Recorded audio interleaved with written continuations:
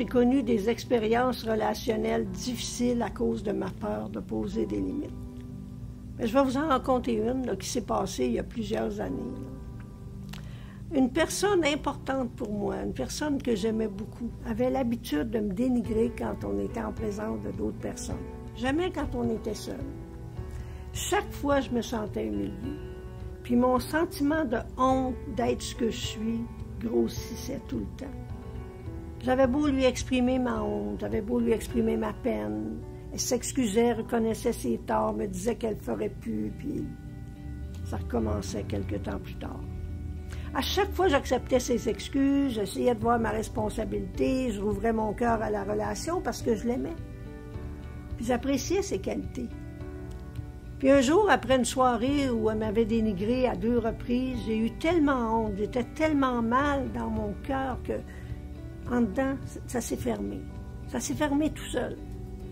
Malgré ses excuses, je n'arrivais plus à lui faire confiance, j'avais plus envie de m'investir dans la relation.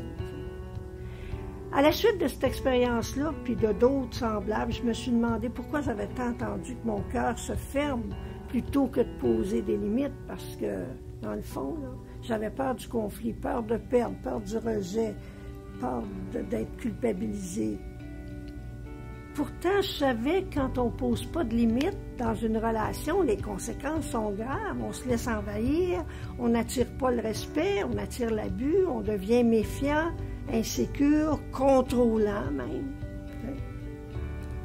C'est ça la réalité. En fait, quand on manque d'amour de soi, on ne pose pas de limites. Puis on ne pose pas de limites parce qu'on manque d'amour de soi. C'est un cercle vicieux. Parce que poser des limites, là, ça prend du courage.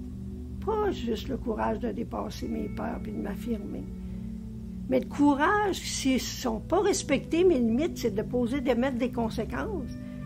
Puis mettre des conséquences quand on ne les applique pas, ça donne rien, là. On perd notre crédibilité auprès de l'autre. Les conséquences qui ne sont pas appliquées, là, c'est des menaces. Ça perd leur poids. Parce que l'autre sait qu'on parle, mais qu'on n'agira pas. Quelle limite, quelles conséquences j'aurais dû poser à cette personne-là qui me dénigrait? J'aurais pu lui dire que j'acceptais plus le dénigrement. Que si elle continuait, je prendrais une distance, je m'éloignerais d'elle, je couperais les ponts, enfin, une conséquence quelconque.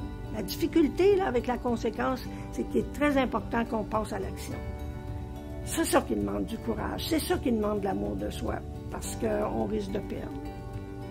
Il y a une chose qu'il ne faut pas oublier, puis que je veux que vous reteniez de ce que je viens de vous dire, c'est que l'amour de soi, la confiance en soi, le respect de soi, il y a une personne au monde qui peut vous donner ça. Vous-même. Personne d'autre peut vous donner ça. Et si vous acceptez de perdre plutôt que de vous perdre, c'est ça qui va vous rendre serein, puis qui va faire que vous allez apprécier davantage vos relations humaines.